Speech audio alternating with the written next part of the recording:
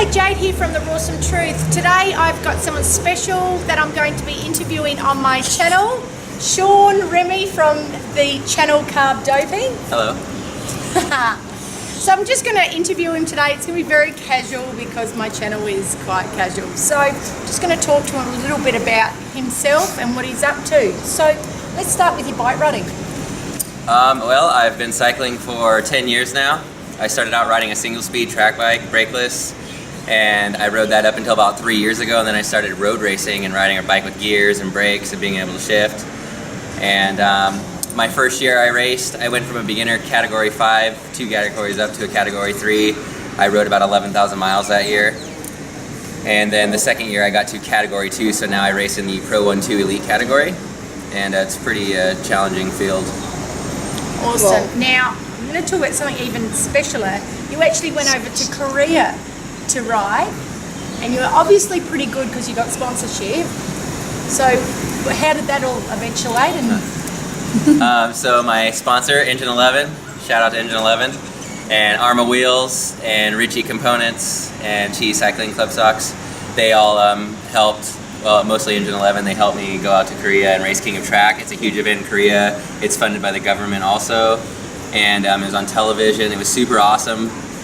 I wasn't super fit at the time, but I got into a breakaway right away. We ended up dropping the field, and it was down to 6, and then the last 5 laps I fell off, and I got 6th place. It was cold temperatures, about 30 degrees, and I was really worked. I had done a lot of work to stay in the break, and it just didn't work out, but it was a great experience, and I hope to go back this October.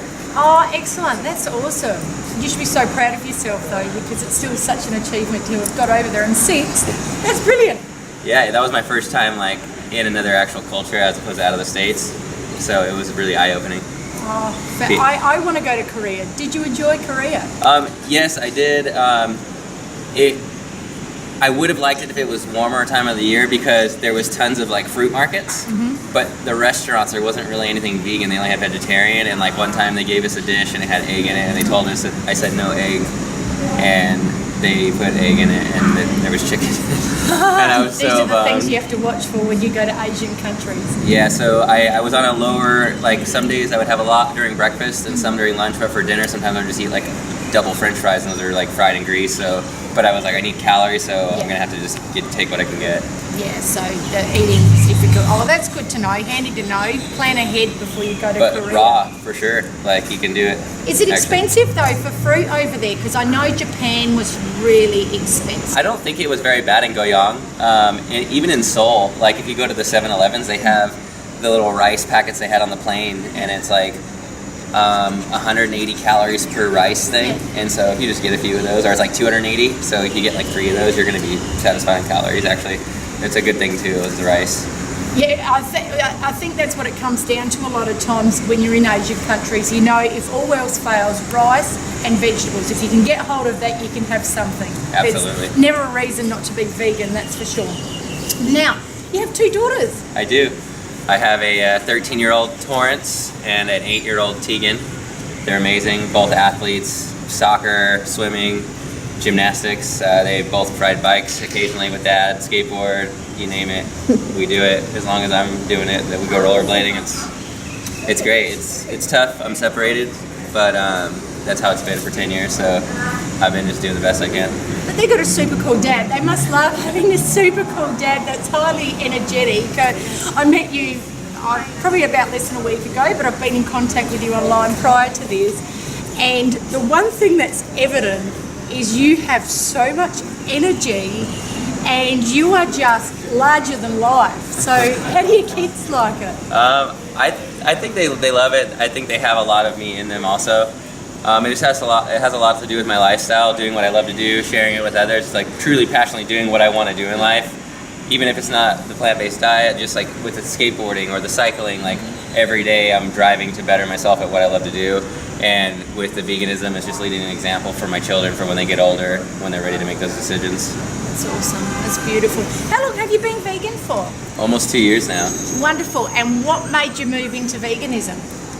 When I got into my 30s, I was exercising a ton. I was riding 300-400 miles a week. Yeah. I started getting a spare tire around my waist. Yeah. And I was man, and I wasn't even eating 2,000 calories a day, but I was like, I'm riding so much, I'm eating all these healthy foods like eggs and avocados and almonds and olive oil. So paleo style sort of Yeah, thing. it was just like, I was eating a lot of like processed carbs, but with like oil and stuff too, but mostly like bagels and like Asiago cheese pretzels, like a lot of that. And one of this nutritionist told me like, hey, maybe that's great, you can eat carbs and stay lean, but maybe you should try to incorporate some healthy fats into your diet. Yeah, right. That's So I did that, and a year and a half later, I started gaining some weight up here, and I was like, dude, I'm riding so much, like what's going on? So I was like, this could be a potential problem in 5 years. So I started diving into it, and I never was a fan of meat ever in my life. So I just said, I'll quit meat for a month. I don't think I'll go vegan because I really like to eat sushi and stuff. And then I was just like, what's the healthiest way to live? How can I live to be 100 and still ride my bike? My best friend's been vegan for 20 years, he's 42, and he's told me about Harley Durian Rider for years. He's like, there's a guy that's vegan that rides with the pros, blah, blah, blah. I watched some of his videos, and then I went to him because he's been doing it the longest at cycles. Like my friend hasn't been cycling for 20 years. Yeah, he's just been vegan. He showcases it as an athlete. Yeah, and so I was told it was impossible to be a plant-based athlete, so therefore I reached out to Harley's channel. I watched a ton of videos. I read How Not to Die, I read The Start Solution, so that I can get information from actual doctors that have degrees that have been curing people for decades. And then I used Chronometer for like the first year. Now like I know like everything, like so that I know what I get. I don't even need to check it because it's like I never go under what I need to eat and make sure I get what I need. So just to give Harley a little bit of a plug, because we all know he's going through a bit at the moment, in turn, Harley sort of helped you change your life, your diet, your health, moved you further into veganism, and you're now sharing it with other people in turn, which is turning more people to veganism. So, you know, if we look at the wonderful things, rather than looking at the negative side of people, we can see that, you know, great things can happen. Absolutely. Yeah. As Harley would say, I changed my life, I changed my diet, he just helped. Yeah. I hear him say that a lot. I think that's a great way because it also helps you believe in yourself. Absolutely. It's a great morale boost, and I'm all about like morale boost. Like that's what I did working at Starbucks. Like I was like, you know, the cheerleader. Like, hey guys, come on, we got this. Let's do this, and like jump around, you know. Like, when everybody's having a bad day, hey, let's call Remy in real quick. Can you do a couple jumping jacks? Like, oh, I love your personality, Shawn. I really love your personality. You're just gorgeous. Now, this, to me, is the one thing I love that you promote. My channel's a lot about addiction, and you promote an anti-drug message. What's driven you to promote the anti-drug message? growing up as a child, my mom, she was an insane heroin addict, and I was the oldest kid, so I mean, I witnessed it all firsthand. I watched them like cook heroin in a spoon. When I was a younger kid, I actually like kindergarten, I had to like go and wash windows at a grocery store, like by myself, like, you know, 6, 7 years old, like asking people if I could wash their windows for money, and like I couldn't come home until like I had a certain amount of money in my pocket. Like one time, I wanted them to think that I had more money, so I went into the Hallmark store and I traded like the $7 I had for quarters, so then it would look like I had more money because I didn't know the object of money. And or like, you know, I would like have to steal jeans from Mervyn, so I'd go in and like put pants on under my pants, and I got caught doing that. Or stealing VHSs from the grocery store, and like it was like I got caught, so I had to make up a story about some guy saying he'd give me baseball cards, and you know, and then my mom would come in like she had no idea, and it was really hard. We were like homeless, 5 people in a car, and growing up, when I finally moved my grandparents in 4th grade, the whole DARE thing in California, it was just like all over. We were putting the ribbons on the fences, and it's like DARE to keep kids off drugs. I've never seen a company rip off that motto, and I just love how much it's like stood for, like freedom for me, like as a child. And so when I got the chance to make carb doping shirts, I just thought the best statement ever possible said is carbs keeping humans lean long term, because it's the truth. I mean, I've lost 20 pounds in a year and a half with less than half the exercise that I was doing before I went plant-based. So. Wow. And you sell your t-shirts? Yeah, I do. They're on aldees.com. We can post a link down below. And yeah, it's cool. They like reached out to me. They like helped me make the shirts. So like I was really happy that I had all these ideas come into focus. You know, it's great. I think it's amazing. I love your message. I love the message you're putting out. And the lucky last thing I want to ask you. Okay. He's got this amazing looking arm. It's all black. And generally people do this when they want to hide their old tattoos. So what do we want to hide? Well, I had like 156 girlfriends' names on my arm. I'm just kidding.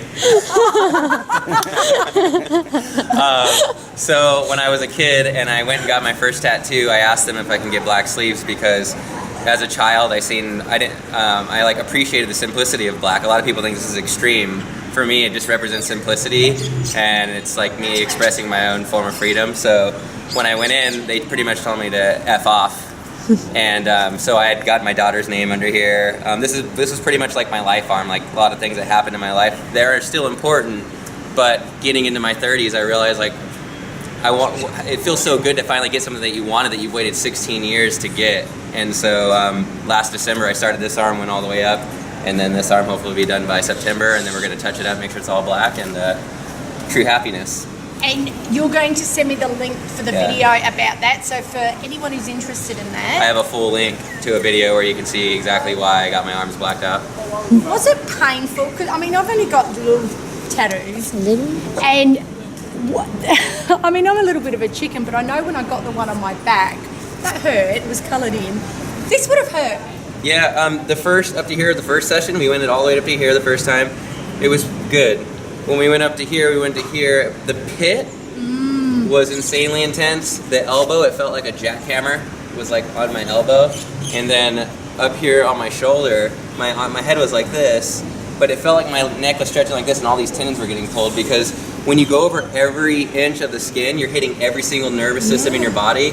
And it's after hours, it's just, man, you pass. I went like 2 hours past my pain threshold on this section. Wow.